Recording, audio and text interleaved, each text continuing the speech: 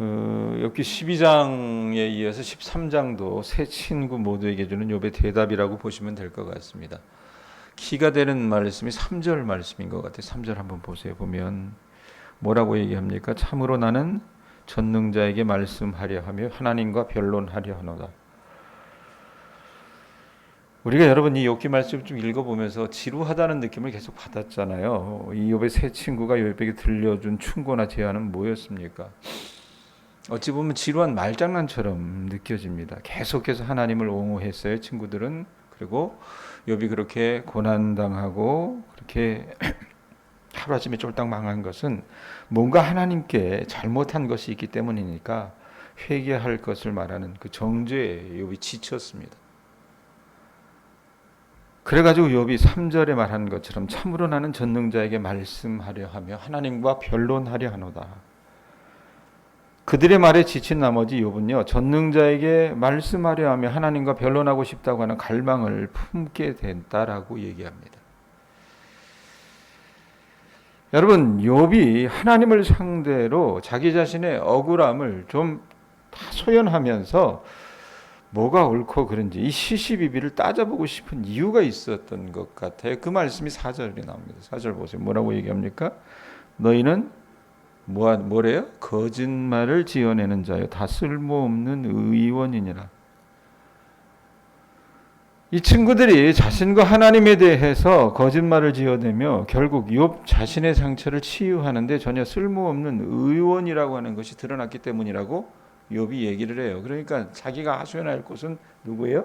사람이 아니라 하나님이라는 것을 욥이 깨닫고 하나님 앞에 가서 말하고 변론하고 싶다는 얘기입니다. 여러분, 사람이 우리가 살다 보면 사람이 필요하죠. 어떻게 홀로 삽니까? 사람 인자도 여러분 보면 어떻습니까?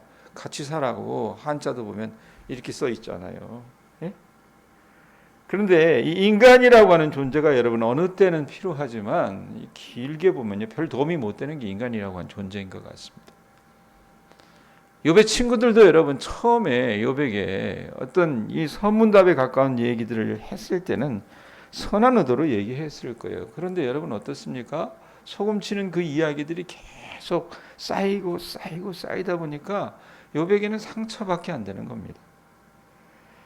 그러면서 6절에서 12절 말씀 이렇게 쭉 이어지는데 그 말씀은 뭐냐면 이제 친구들을 책망하는 내용이거든요. 불의하고 부당한 방법으로 하나님의 정의를 옹호하려고 하다가 하나님과 욥 모두에 대해서 거짓 증언하는 친구들을 책망하는 내용이 나와 있습니다.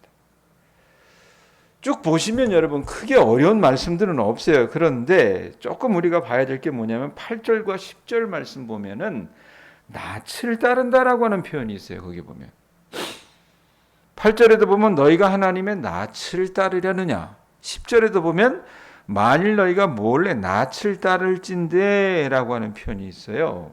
이 낯을 따른다라고 하는 표현이 있는데 이것은 사람 앞에서 또 어떤 존재 앞에서 아첨 떨 때 낯을 따른다라고 하는 표현을 쓰나 봐요. 그러니까 변호하고 옹호하는 어떤 그런 의미의 뜻이라고 얘기를 해요. 그렇게 뜻을 알고 새겨보면 8절 다시 보세요. 8절 보면 뭐라 그래요? 너희가 하나님의 낯을 따르려느냐 그를 위하여 변론하려느냐. 욥의 친구들이 하나님의 어떤 체면, 이 낯을 세워주고 하나님의 입장을 옹호하려고 애쓰는 것이 무의미하다라고 얘기를 하는 거예요. 그 다음에 10절에도 보면 만일 너희가 몰래 낯을 따를진대 그가 반드시 책망하시리니. 그러니까 계속 이 친구들이 하나님의 권위를 세워주기 위해서 불의하고 부당한 방법으로 하나님을 옹호한다면 말씀해 보면 뭐라고 그래요? 10절 뒷부분에 몰래 낯을 따를진대 어떻게 하신대요? 그가 반드시 책망하시리니. 책망하신다라고 하는 말씀을 합니다. 자, 훈수 들듯이 여러분 욥의 세 친구들이 계속해서 훈수를 뒀어요. 예? 자기 딴엔 충고라고 했다 그 말입니다. 그런데 그들이 한 모든 말은 어떻다라고 얘기해요? 12절 보세요. 12절에 뭐라고 얘기합니까?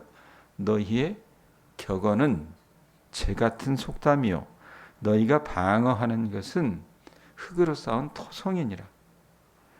그러니까 너희의 격언, 그러니까 욥의 친구들의 변론은 재 같은 속담, 이게 뭡니까?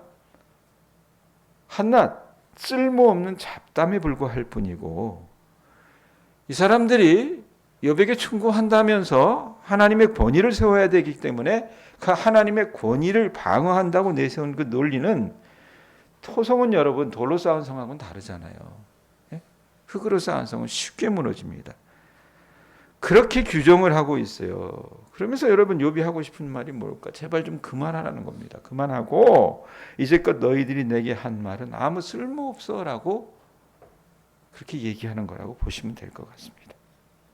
그렇게 책망을 해요. 13절도 이어집니다. 보세요. 뭐라고 얘기합니까? 너희는 잠잠하고 나를 버려두어 말하게 하라. 무슨 일이 닥치든지 내가 당하리라. 욥은 친구들에게 더 이상 지루한 어떤 이 훈수, 변론을 이렇게 하는 것보다는 차라리 좀 입을 다물고 자신을 좀 가만히 내버려두라고 그래요. 여러분 우리가 고난 당할 때도 그렇잖아요. 누가 찾아와서 여러분 나를 딱하게 생각해서 손잡아주고, 예? 같이 울어주고 거기까지는 좋아요. 그런데 한마디 툭툭 내뱉으면 어떻게 돼요? 그게 오히려 무거워질 때가 있다 그 말입니다. 예? 이 하나님에 대한 자신의 자극적인 언동이 하나님께 더 큰 화를 초래하더라도, 곧 더 나쁜 일이 자기에게 닥치더라도 내일은 내가 감당하겠다라고 하는 결심을, 결연한 의지를 보여주고 있어요. 13절에 무슨 일이 닥치든지 내가 당하리라 라고 얘기해요. 그러면서 14절 보세요. 내가 어찌하여 내 살을 내 이로 물고 내 생명을 내 손에 두겠느냐. 이게 무슨 말이냐.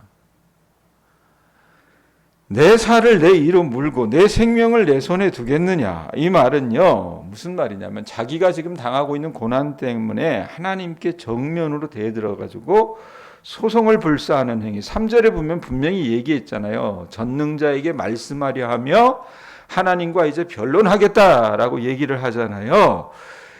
이 변론한다는 게 법적인 용어잖아요. 그러니까 소송을 불사하는 이 행위는 어찌 보면 14절에 얘기하는 것처럼 자기 살을 물어뜯는 자유의 행위일 수 있고, 자기 목숨을 자기 손으로 취하는, 이게 자살한다고 하는 얘기거든요.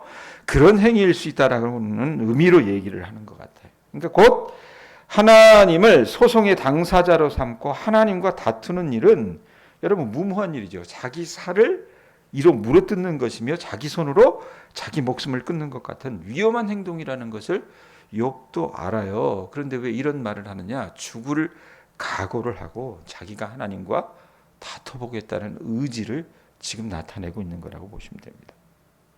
자, 그러면 어떻게 하시겠대 하나님이? 15절 보세요. 읽어보세요. 15절 같이 읽습니다. 시작. 그가 나를 죽이시리니 내가 희망이 없노라. 그러나 그의 앞에서 내 행위를 아뢰리라.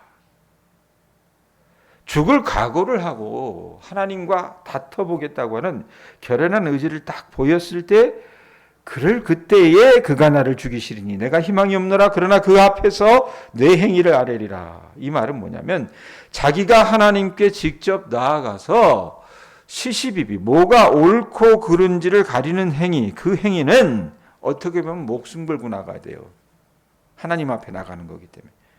자기의 죽음을 초래하는 위험한 행동이라는 것을 욥도 알아요. 그러니까 말씀에 있는 것처럼 그가 나를 죽이실 것이다 라고 얘기하고 있는 것 같습니다. 그런데 그럼에도 불구하고 욥은 하나님께 나아가서 따져보는 것 외에는 달리 자신에게는 남은 희망이 없다라고 탄식을 하고 있는 거예요. 여러분, 이렇게 큰 위험을 안고서라도 욥은요, 하나님 앞에서 자신의 행위를 아랠 것이라고 결심하기에 이른다 그 말입니다. 왜? 그것 아니면 여러분 다른 방도가 없기 때문에 그래요. 그것 아니면 여러분 다른 살 길이 없기 때문에 그렇습니다. 근데 여러분 오늘 말씀을 저는 준비하면서 이 욥의 이 말이 굉장히 좀 이렇게 좋았어요. 여러분 우리가 이 세상을 살아나가면서 살 수 있는 여러 가지 다른 방도들을 우린 인간이기 때문에 찾습니다. 찾아요. 그런데 우리가 여러분 구하는 그 방법들은 대부분 무의로 그칠 때가 많습니다. 헛된 일로 여러분 종지부를 찍을 때가 많다는 얘기입니다. 마치 창세기에 보면 야곱이 형 에서를 만나야 하는 두려움에 휩싸여 있을 때 어떤 일을 강구했습니까? 어떻게 해서라도 뭔가 좀 해보려고 발버둥 치면서 했던 인간적인 방법과 같은 것들이 있었잖아요. 예를 들면 자기 소유의 상당 부분을 형의 마음을 달래는 뇌물로 보내는 행위가 그러했습니다. 그런데 여러분, 그런 것으로 여러분 이 야곱의 문제를 해결할 수 있었어요? 없었잖아요. 형의 마음을 돌릴 수 없었습니다. 그래서 결국 야곱은 자기가 살 수 있는 유일한 방법은 하나님을 붙들고 씨름하는 일밖에 없다는 것을 깨닫고 죽기를 각오하고 하나님을 붙잡고 씨름했던 겁니다. 마치 이런 결연한 마음이 욥에게도 비춰지지 않는가 싶어요. 그러면서 16절에 욥이 이렇게 얘기해요. 경건하지 않은 자는 그 앞에 이르지 못하나니 이것이 나의 구원이 되리라. 경건하지 않은 자는 하나님 앞에 이르지 못하지만 욥 자신은 하나님 앞에 이르러 자신의 억울함을 털어놓을 영적 담력이 있다는 것에 욥이 안도해요. 그리고 그것이 자신의 구원이 될 것이라고 얘기합니다. 여러분, 욥이요 잘못해서 이 고난을 당하는 거 아니라 그랬어요. 오늘 말씀에서 쭉 읽어 나가다 보면 그가 그의 의를 보게 됩니다.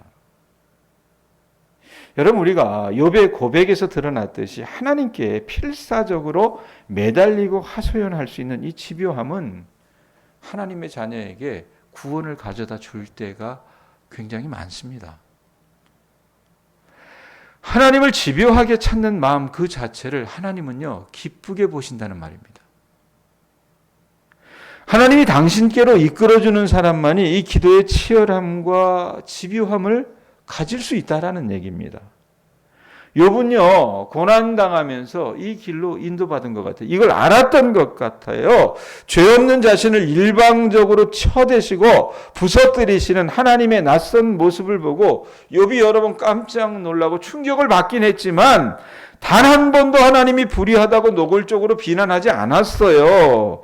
여러분, 욥은 자신에게 일어난 일은요 죄에 대한 어떤 응당한 벌이 아니라 하나님의 어떤 다른 뜻, 뭔가 뜻이 있겠지. 신묘막측한 일이라고 굳게 믿었습니다. 내가 알지 못하는 어떤 뜻이 있겠지. 그래서 그 하나님께 매달리고 있는 거예요. 여러분, 우리가 하나님께 집요하게 나아가서 우리 자신의 원한을 풀어달라고 강청하는 것 그 자체가 욥을 구원하고 있다는 사실에서 저나 여러분들이 좀 위로를 받았으면 좋겠습니다. 우리 하나님은요, 하나님께 대들고 항의하고 논쟁하는 그 인간도 믿어주시고 사랑하시는 분이십니다. 야복강에서 하나님과 더불어 씨름한 야곱은요, 하나님의 사랑하시는 종이었습니다. 안 그렇습니까? 우리가 하나님 앞에서 여러분 토하는 불평이나 항변은 왜 어떤 거칠의 신앙 고백보다 더 진정성 있는 신앙 고백이 되기 때문에 그러합니다. 믿을만하니까, 예? 원통하니까 하나님을 대하여 어떻게 해요? 항변하고 토로할 수 있는 거 아니겠어요? 믿음이 깔려 있다라는 얘기예요. 하나님은요 억울하다고 하소연하는 인간의 아우성을 외면하지 않으시는 분이십니다. 양해를 구합니다. 여러분, 제가 제 이야기를 좀 하도록 하겠습니다. 중국에서 제가 귀국하고 저는 그때까지 제가 겪어보지 않았던 아주 길고 힘든 광야 생활을 겪어야만 했습니다. 보통 여러분, 우리가 일상에서 하나님께서 고난의 광야길을 허락하실 때는 그것이 끝날 기약이 있다고 하는 것을 알기 때문에 힘들지만 인내하면서 걸어갈 수 있습니다. 여러분, 인생에 연륜들이 있기 때문에 다 아시잖아요. 신앙에 연륜이 있기 때문에 아는 부분이 있다 그 말입니다. 그래서 이쯤 되면 하나님이 나를 다루셨고 내가 예전과는 다르게 그래도 하나님 앞에 겸손한 마음을 갖고 있으니까 이쯤 되면 하나님이 내게 새 길을 허락하시겠지 하는 생각을 하고 그 기대에 맞게 어떻게 해요? 하나님의 응답을 기다리면서 살아간다 그 말입니다. 그런데 제 그런 예측들은 철저히 다 무너져 내려앉았습니다. 7, 8년에 걸쳐 계속됐던 그 광야 생활은요, 그런 종류의 것이 아니었다는 얘기입니다. 저의 예측, 저의 생각을 철저하게 무너뜨리는 광야였고 하루하루가 고통스러운 나날이었습니다. 무엇을 잘못해서 당하는 고난의 길이라면 감내하며 그 매를 맞을 수도 있겠지만 제 생각인지는 모르겠지만 나보다 훨씬 영악하고 교활한 목사들은 다 자기 살 길 잘도 찾아가는데 도대체 내가 뭘 얼마나 크게 잘못했다고 하나님은 내게 이 광야를 허락하시는가? 이 질문을 할 수밖에 없었다는 얘기입니다. 자, 그러면서 제가 할 수 있었던 것은 욥처럼 하나님 앞에 이해되지 않는 상황을 가지고 날마다 불평하고 항변을 토하는 것이었습니다. 왜 이런 일을 나와 내 가정 가운데 하나님이 겪게 하십니까? 묻고 또 물었다 그 말입니다. 부르짖었다 그 말입니다. 하나님은요, 억울하고 고달픈 사연을 만나거든 하나님을 향해 부르짖도록 격려하시기 때문에 저는 제가 할 수 있는 유일한 길, 부르짖을 수밖에 없었습니다. 예레미야 33장 3절에 보면 이런 말씀이 있어요. 너는 내게 부르짖으라. 내가 내게 응답하겠고 내가 알지 못하는 크고 비밀한 일을 내게 보이리라. 시편 기자는요, 119편 169절에 여호와여 나의 부르짖음이 주의 앞에 이르게 하시고라고 하는 이 간구, 이 말씀들을 붙잡고 부르짖을 수밖에 없어요. 그거 아니면 여러분 제가 살아가야 될 이유가 없었어요. 예? 여러분 구약의 구속사는요, 하나님의 백성의 부르짖음에 응답하신 하나님의 응답의 역사가 구약의 구속사라고 얘기를 해요. 그래서 시편 118편 5절에 보면 내가 고통 중에 여호와께 부르짖었더니 여호와께서 응답하시고 나를 넓은 곳에 세우셨도다라고 말하고, 시편 120편 1절에 보면 내가 환난 중에 여호와께 부르짖었더니 내게 응답하셨도다라고 말씀하고 있다고 말입니다. 이 새벽을 여러분 무던히도 인내하면서 지키는 우리 교우들, 남들에게 얘기하지 못하지만 여러분들 안에도 욥이 처한 이해할 수 없는 상황들이 혹 있다면 여러분들 욥처럼 하나님 앞에 부르짖을 수 있기를 바랍니다.